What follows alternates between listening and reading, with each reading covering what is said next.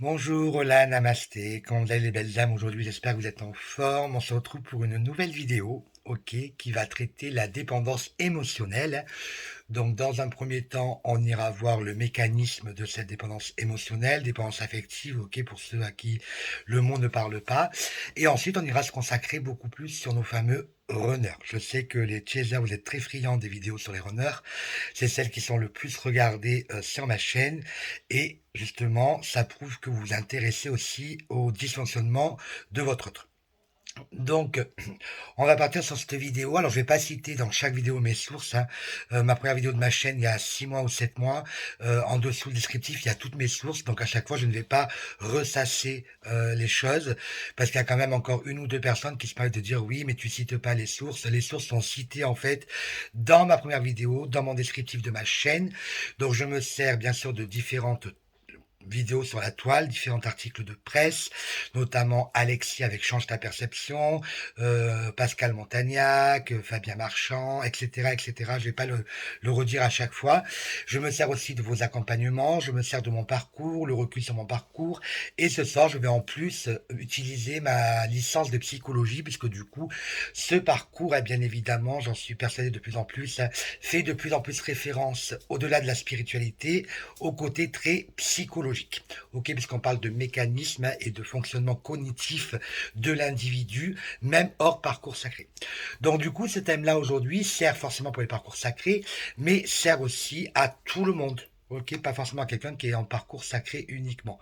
Donc c'est en application dans la vie de tous les jours, même dans des relations classiques. Donc même si vous n'êtes pas flamme jumelle ou lien d'âme jumelle ou même sœur primordiale, cette vidéo peut vous parler ou peut aussi vous faire prendre conscience qu'autour de vous, il y a des personnes qui peuvent fonctionner de cette manière-là. Donc, dans cette vidéo aujourd'hui, bien évidemment, on va rappeler qu'est-ce que le mécanisme de la dépendance émotionnelle, hein. On va aller un petit peu l'examiner à la loupe, j'ai envie de vous dire. Cette vidéo, finalement, elle arrive au moment de la pleine lune. Il va falloir faire des choix, du tri, bien évidemment, faire les bons tris. J'en parlerai sur une prochaine vidéo quand je vais parler de vampires énergétiques contre les flammes jumelles. Ce sera la prochaine vidéo que je vais tourner dans le week-end, je pense. Donc, du coup, voilà ce qu'il en est. Pardon, chakra-gorge qui s'ouvre. Donc en fait, elle vient compléter la vidéo sur le test de la dépendance affective que j'avais faite il y a un petit moment déjà. Donc du coup, on va juste rappeler et lister les 9 critères principaux de la dépendance émotionnelle, hein, ainsi que certains critères d'une relation toxique. Et après, on ira se pencher du côté de nos fameux runners. Alors, je vous conseille fortement d'aller voir la vidéo sur le test de dépendance affective, la dépendance émotionnelle, avant de pouvoir voir cette vidéo. On va du coup, après avoir vu cette vidéo, développer certains de ces critères, hein, afin de mieux comprendre comment fonctionne notre runner, hein, qui est si précieux à nous en tant que chaser. Car nous, en fait, finalement, les chasers, nous aimons notre runner avec ou sans faux self, hein. On sait à quel moment on est capable, au bout d'un moment, de faire la différence entre quand son ego parle et quand c'est son cœur ou son âme. Mais pour faire ça, il faut avoir attaqué le processus de guérison et être suffisamment sorti de cette dépendance émotionnelle. Alors, mais ça, bien sûr, vous n'allez pas leur dire, hein, parce que si vous leur dites, ils risquent de s'enfuir, puisque plus ils vont comprendre le mécanisme et le parcours, et plus ils vont avoir des peurs qui remontent, et plus ils vont prendre la fuite. Donc à la question, est-ce que je dois dire à mon runner si oui ou non on est en parcours sacré, j'ai envie de vous répondre qu'il n'y a pas d'erreur sur le parcours. Écoutez votre cœur et votre intuition, ok, et pas votre ego. Et j'ai envie de vous dire aussi, laissez-le aussi découvrir un petit peu les choses tout seul. Ok, n'allez pas faire à la place, puisque du coup, je vous rappelle qu'en tant que chaser, vous avez toujours endossé le rôle de sauveur et que ce rôle de sauveur, il faut s'en détacher au maximum, devenir autonome.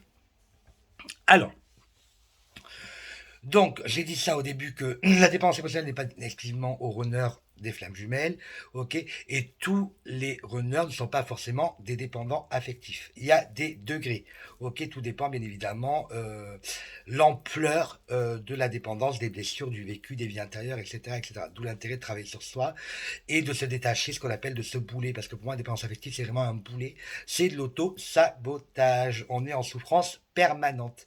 Une fois qu'on en sort, une fois qu'on en guérit, une fois qu'on s'approche de la libération de chaînes, j'ai envie de vous dire, hein, on vit une vie beaucoup plus apaisée, même si parfois, je vous l'accorde, hein, ça m'est arrivé la semaine dernière, on vient nous tester un petit peu sur cette dépendance, on nous met des personnes sur notre chemin qui viennent réactiver cette dépendance affective. Mais ce qui est rigolo, c'est que quand on s'en rend compte, on arrive à prendre du recul et à retravailler dessus. Voilà, c'est un peu des tests de la source pour notre chemin de guérison. Alors le premier critère, c'est avoir du mal à prendre des décisions sans conseil ni validation d'un tiers, ok, d'une autre personne. Quand on est dans cette dépendance émotionnelle, bien évidemment, quand on n'a pas commencé à la travailler, hein, on a besoin de la faire extérieure pour être rassuré. D'accord? Pour prendre conscience de nos valeurs. Ça peut faire un petit peu limite prétentieux, j'ai envie de vous dire, hein, dans certains cas, je vous le dis parce que moi je l'ai vécu auparavant, quand j'étais le gros dépendant affectif avec la grosse blessure d'abandon, hein, j'ai envie de vous dire. Oui, on passe pour un prétentieux parce qu'on a toujours besoin d'être valorisé par les autres, ok? Quelque part, c'est comme si nous, en fait, on s'infériorisait face aux autres, comme si aussi on prenait pas conscience de qui on était. On avait finalement besoin d'exister à travers les autres. Voilà ce que c'est un dépendant émotionnel dans la dépendance affective. Donc ça, en fait, il va falloir en sortir très rapidement, ok? Il faut prendre conscience qu'on se suffit à soi-même, prendre en part notre amour inconditionnel et prendre en compte les parts sombres et nos imperfections parce qu'on en a tous, je ne cesserai de le répéter dans mes vidéos, hein, et apprendre à s'aimer et à évoluer, à grandir tout seul. Donc, seul le dépendant émotionnel ressent un profond sentiment d'impuissance, c'est ce que vous disiez, face à cette vie. Cette impuissance, finalement, va l'amener à se sentir presque perpétuellement dans l'insécurité. En fait, quand on est dépendant affectif ou dépendant émotionnel, c'est le même terme, hein, on a toujours cette sensation d'avoir besoin des autres parce qu'on ne se sécurise pas suffisamment soi-même.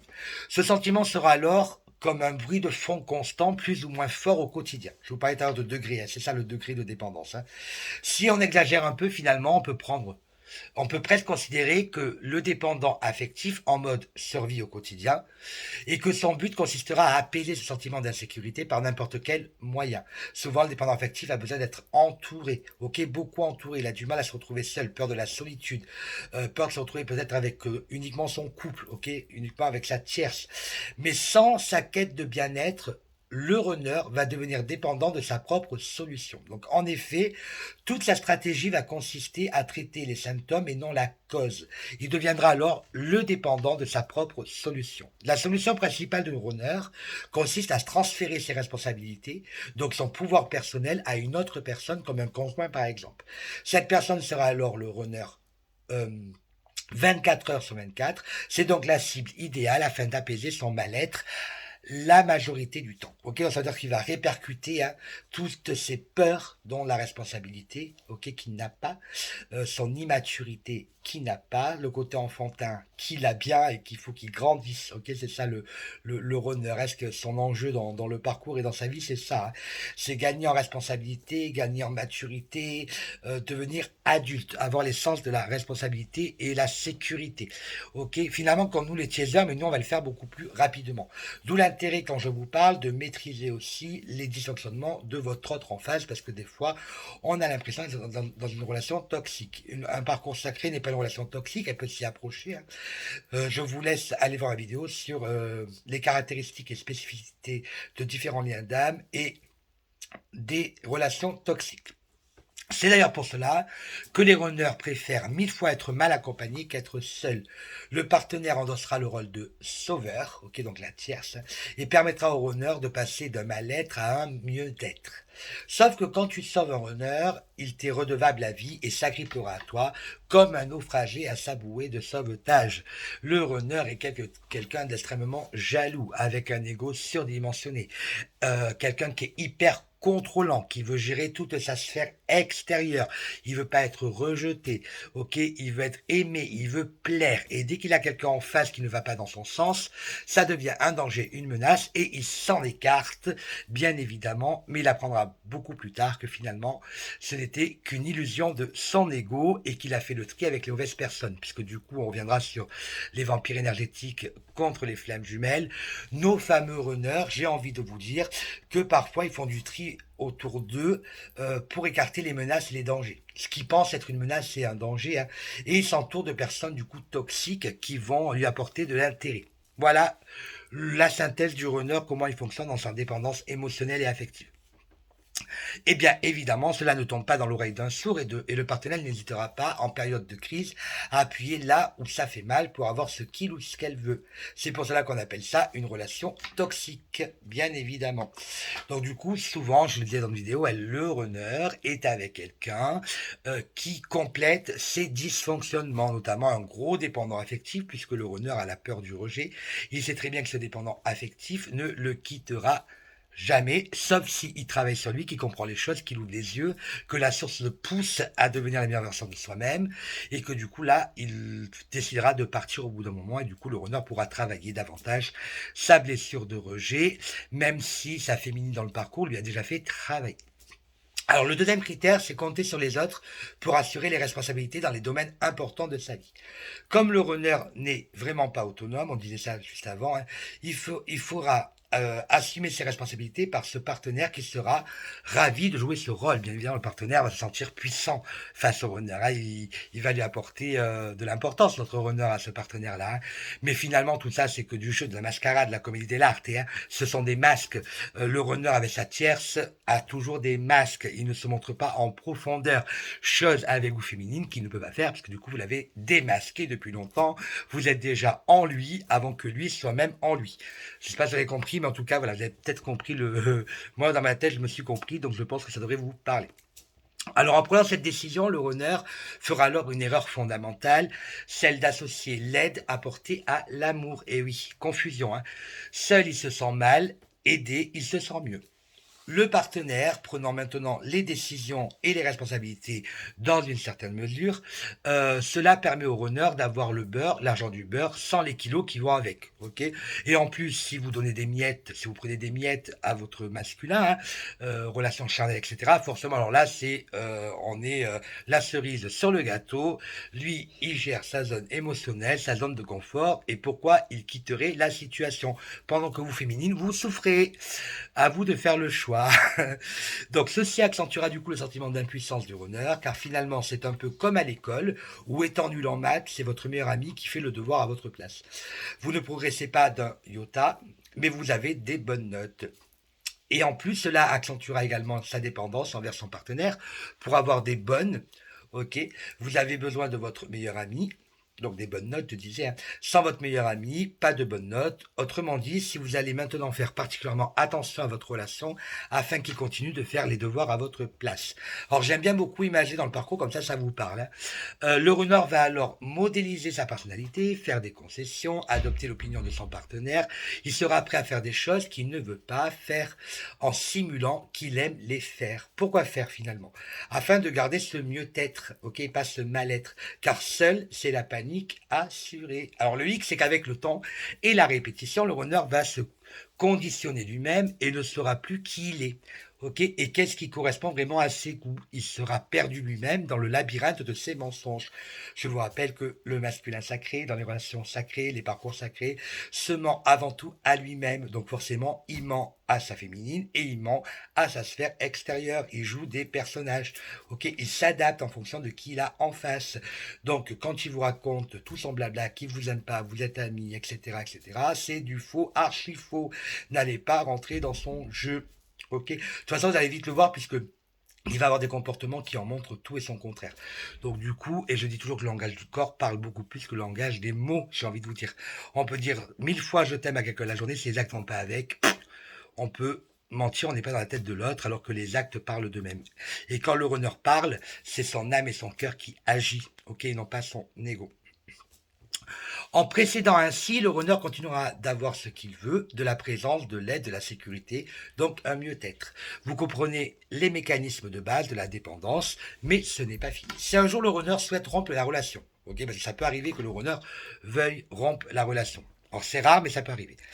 Comme lorsqu'il rencontre son chaser, par exemple, il aura alors du mal de chien à le faire, car à ce moment-là, le sentiment de culpabilité le rongera de la tête aux pieds. Donc, culpabilité par rapport à lui-même, déjà, par rapport à son chaser et par rapport à sa tierce.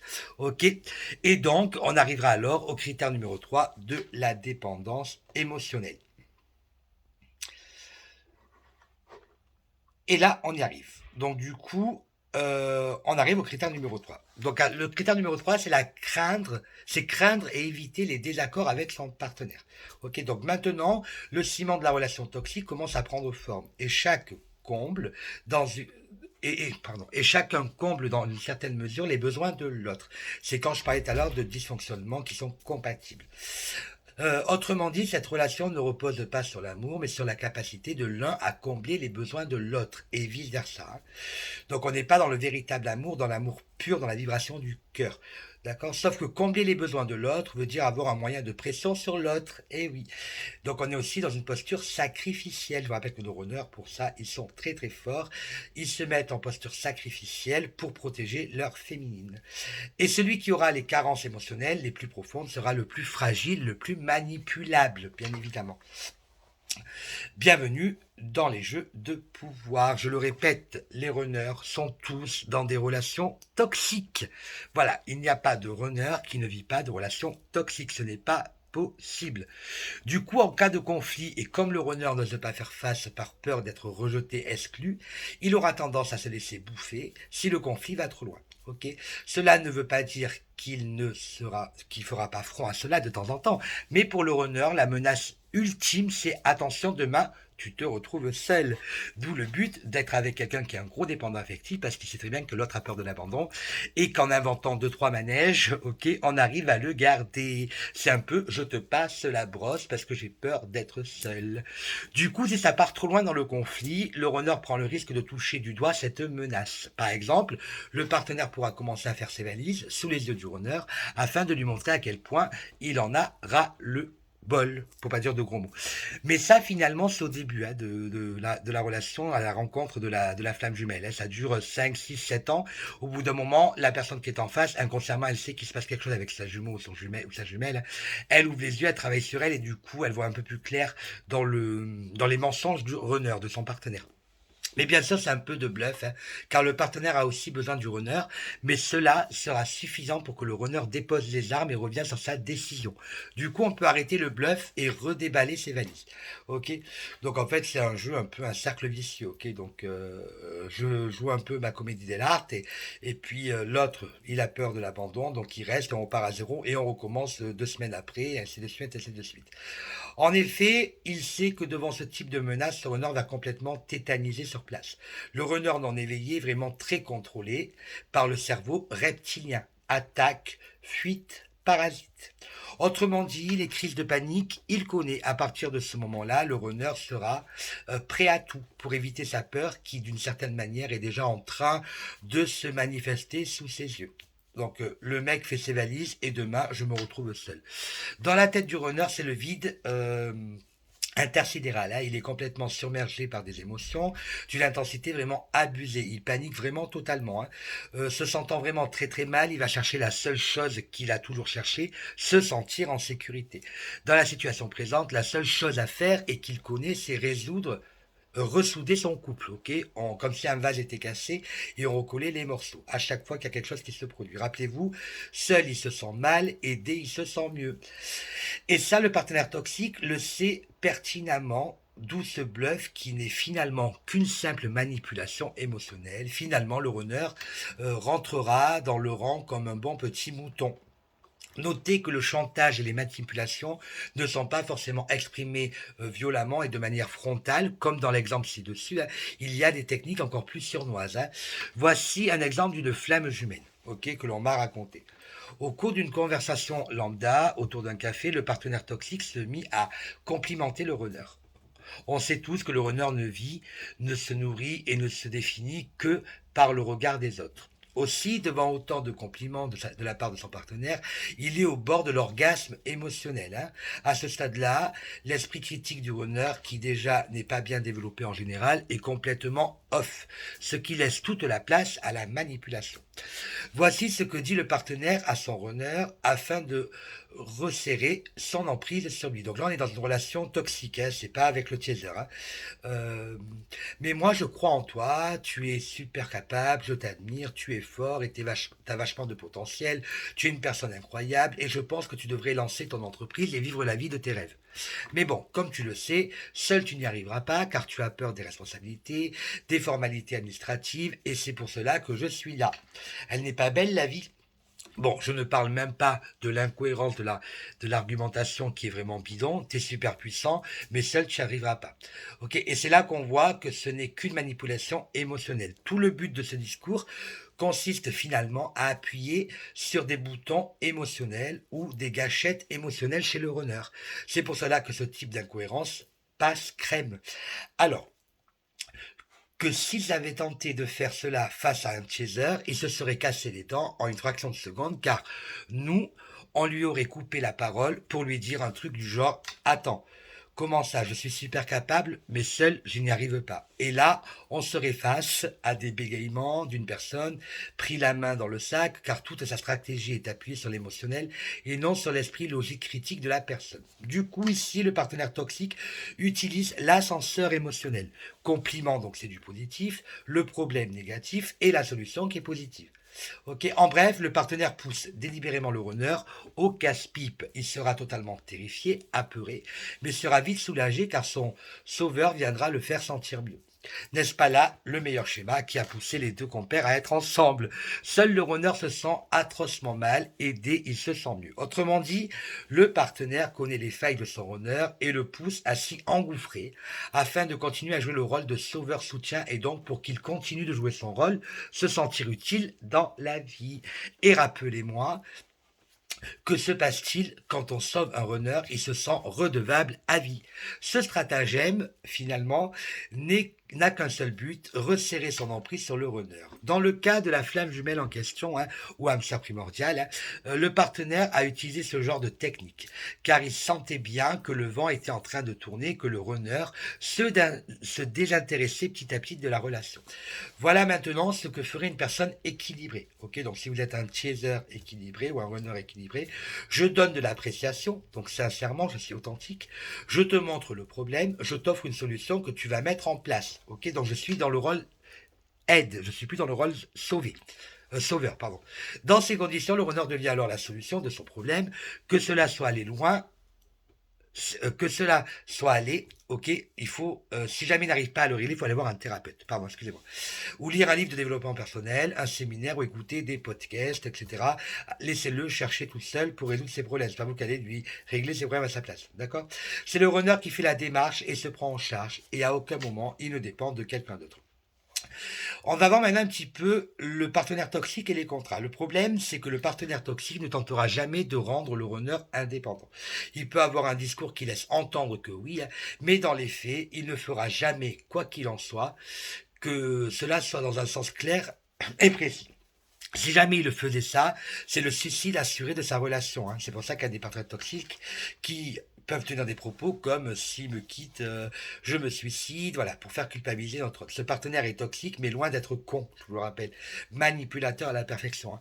Sachant que le runner n'est pas en position de force lors d'un conflit. L'idée est donc de s'ajouter sur les statuts de la société ou les contrats de location afin de resserrer les taux sur le runner. Et oui, car dans le cas où le runner est pris de folie passagère, voudrait rompre la relation, il faudrait alors procéder à toutes les démarches administratives, ce qui lui dirait se confondre à plusieurs reprises à un partenaire qui n'a qu'une chose en tête, lui faire changer d'avis.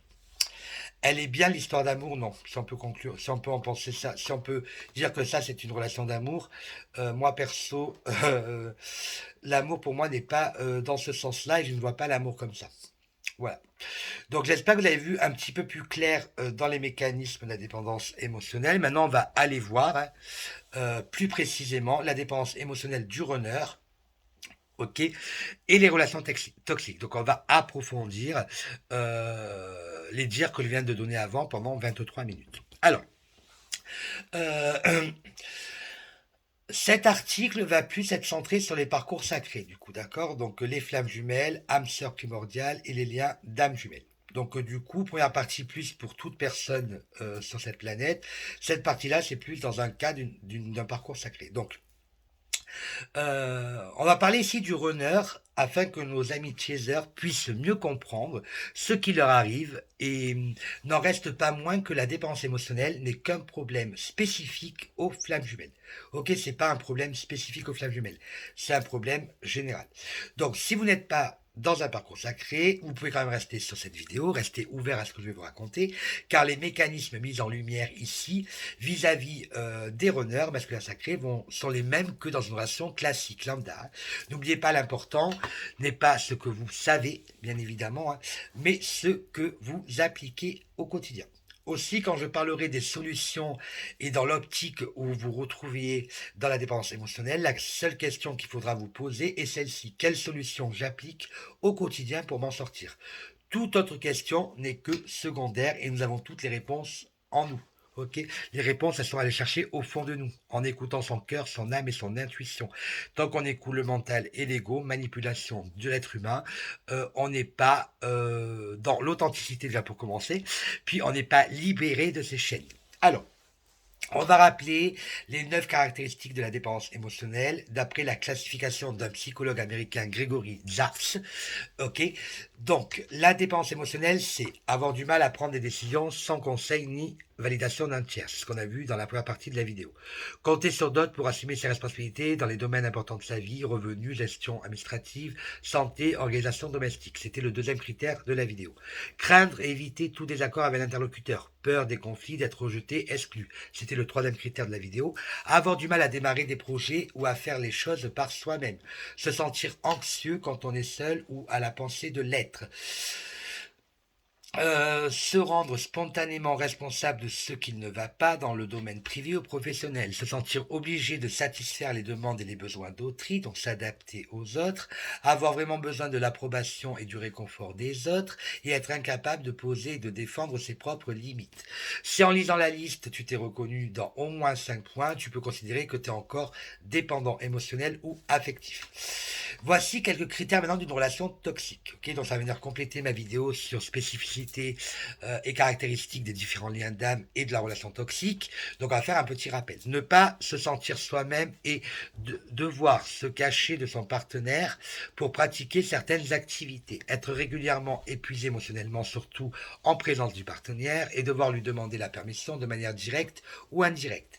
Exemple de permission indirecte, tu as une sortie entre collègues et tu te sens obligé d'amener ton partenaire. En fait, tu sais que tu n'as que deux options qui s'offrent à toi. Soit tu l'emmènes avec toi et tout va bien, soit tu décides d'y aller sans lui et il te fera une crise. Donc, se sentir soulagé en l'absence temporaire du partenaire, faire face à des menaces de type ultimatum, déculpabilisation régulière du partenaire en lui trouvant des excuses, changer d'opinion afin d'adopter la sienne, avoir peur, pardon, avoir peu avoir peur avoir peur de ne pas avoir de vie sociale et se sentir pris au piège dans la relation et ne pas arriver à s'en sortir.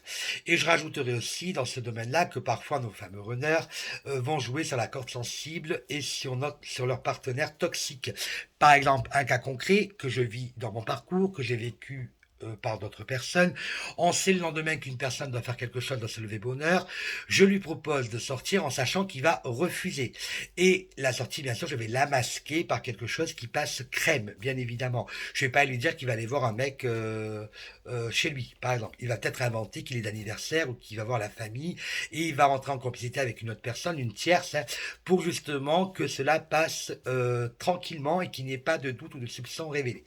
D'accord? Donc ça, c'est l'un des jeux favoris de nos fameux runners. Alors, pourquoi le runner est-il dans une relation toxique? La raison est celle-ci. Quand on a une carence émotionnelle, peu importe lesquelles, le réflexe de base consiste à les combler avec quelque chose d'extérieur à nous. Donc, raisonnement tout à fait logique, hein, puisque forcément, mais complémentaire, complètement bidon, j'ai envie de vous dire.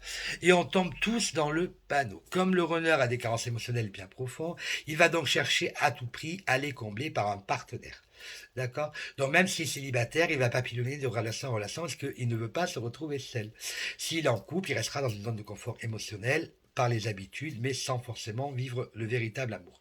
Mais pour cela, il va falloir choisir un partenaire qui corresponde à certains critères, c'est-à-dire quelqu'un qui a aussi des carences. C'est ce qu'on parlait tout à l'heure, forcément, quelqu'un qui a une grosse blessure d'abandon et une grosse dépendance affective. Alors pourquoi? Premièrement, c'est instinctif, ok? On va chercher ce que l'on est. Bien évidemment, si l'on cherche à faire du troc, on cherche une personne qui est d'accord pour faire du troc. Mais en relation, tout est bien évidemment tacite. D'accord? C'est pour cela que je dis instinctif afin de ne pas rentrer dans les détails des vibrations subconscientes. Je vous le rappelle, hein. Je vous rappelle que dans l'univers, tout est énergie. Un mot pardon, un mot est une information est énergie, une énergie a un impact. Tout est bel et bien énergie dans ce monde. Bien sûr, c'est subtil, forcément, et invisible et impalpable, hein. C'est parfois fait de manière inconsciente en nature que ce que l'on vibre. Ok. Deuxièmement, une personne équilibrée ne sera pas intéressée par un dépendant affectif, car elle sait pertinemment que le dépendant va être dans le besoin constant, l'attente, la plainte, le chantage et toute la clique. Moi qui suis aujourd'hui à peu près guéri de cette dépendance affective, je ne vous cache pas qu'aujourd'hui je veux quelqu'un d'équilibré et pas quelqu'un qui va être dans ses dysfonctionnements. Mais le runner, tant qu'il n'est pas sorti des dysfonctionnements, forcément il va être à la recherche de cela de manière consciente ou inconsciente. Donc si jamais une personne équilibrée est intéressée, elle aidera d'abord le dépendant affectif à trouver son autonomie personnelle et son pouvoir personnel. Mais cela ne marche que très rarement, car à ce stade, le runner ne cherche pas à apprendre, ok, à subvenir à ses besoins, il cherche une personne qui le fasse pour lui, ok, comme s'il cherchait un papa ou une maman. Ok, bien évidemment. Donc on endosse plus avec un runner le rôle de papa et maman que d'amour propre, ok, du compagnon de vie, de l'accompagnateur. D'accord. En effet, le runner, comme la plupart des gens d'ailleurs, ne se doute même pas qu'il peut combler ses besoins tout seul. Et quand on ne sait pas quelque chose, difficile de le deviner tout seul. Donc on va toujours avoir tendance à solliciter les autres. C'est pour ça que dans les parcours sacrés, le runner nous sollicite beaucoup et qu'au bout d'un moment, nous, les féminines, on est épuisés. Ok, ils deviennent rapidement des vampires énergétiques. Euh, ces mécanismes ont été mis en place depuis tout petit quand l'enfant n'avait pas la capacité de discerner le bon du mauvais. Il a fait au mieux avec ce qu'il avait. Ok, depuis, c'est donc devenu un comportement. Il s'est construit comme ça. Je ferai une suite de 5 vidéos avec les 5 blessures qui empêchent d'être soi-même de Lise Bourbeau. Je suis en train de le lire en ce moment. Je suis sur la blessure de rejet et j'aimerais faire une vidéo pour synthétiser chaque chapitre des blessures. Voilà, donc je suis en train de le lire et je vous prépare ça pour pouvoir justement vous apporter des éléments sur les blessures qui me paraissent fondamentales dans le parcours. Ok, pour pouvoir les guérir et mieux vivre et les apaiser surtout. Revenons à nos moutons. Du coup, l'intention de base sera de combler ces manques via un partenaire. Donc, parce que du coup, il va combler ses besoins, ok, et je comblerai les tiens. Donc, le contrat qu'on appelle tacite, ok, on se, comment dire ça, on, comment je peux vous donner un terme plus simple? Finalement, on se complète, ok? Dans nos dysfonctionnements, on se complète. L'un ne va pas sans l'autre, ok? Tout simplement. Par exemple, une femme qui a cruellement besoin d'attention aura besoin d'un partenaire qui lui donne cette attention. Quoi de mieux qu'un partenaire n'ayant aucun but ni rêve dans sa vie et limite dépressif? Il sera alors au petit soin pour cette nana, car le couple deviendra alors sa mission. Eh oui, et souvent dans les relations toxiques de nos jumeaux, nos jumelles en tant que masculin sacré runner, hein, la personne qui est en face, elle est un peu traitée comme la dernière des merdes, j'ai envie de vous dire, hein. Désolé du vocabulaire, mais c'est une réalité que je vis au quotidien. C'est aussi une réalité que j'entends dans vos retours de parcours, hein. Et quand je vois sur la toile certaines vidéos, c'est ce qu'il en ressort des témoignages. Donc souvent, la tierce de notre masculin sacré n'a pas le bon rôle et pour rien au monde, on aimerait être à sa place quand on voit comme il la traite. Voilà, j'ai pu le voir moi-même de mes propres yeux.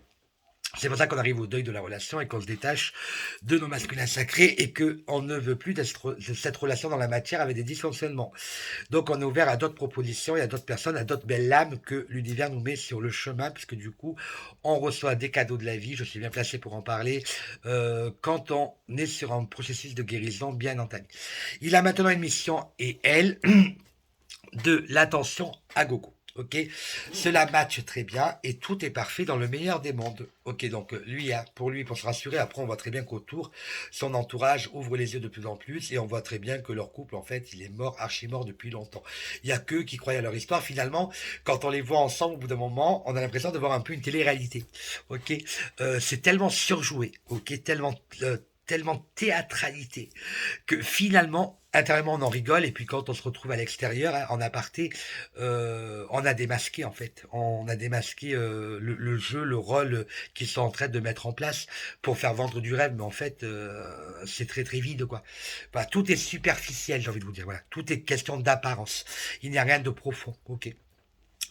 Et ça, les gens s'en rendent compte au fil du temps, parce que quand on travaille sur soi et qu'on évolue dans notre domaine de guérison, spirituel ou pas, un développement personnel, le bien-être, hein, ben forcément, on creuse l'écart, on ne vibre plus sur le même taux vibratoire, les mêmes fréquences, et forcément, on n'a plus envie de ça. Alors enfin, ça c'est ce que l'on croit au début, car ce type de relation deviendra très certainement déviera, pardon, très certainement vers la toxicité, car le fondement de la relation n'est pas de l'amour, hein, mais le troc, enfin le manque quoi, hein, l'est. Je te donne ce dont tu as besoin à condition tant que tu me donnes ce que j'ai besoin. Ok, c'est ce qu'on appelle donc bienvenue dans l'amour bienvenue dans l'amour conditionnel, bien évidemment, hein. Donc forcément, le but d'un parcours sacré en tant que féminine et masculin sacré, runner taylor, c'est d'aller vers un amour inconditionnel, aimer l'autre sans condition. On va maintenant aller voir. Bah, du coup, c'est bon. La vidéo est terminée parce que je n'ai plus rien sur ma page.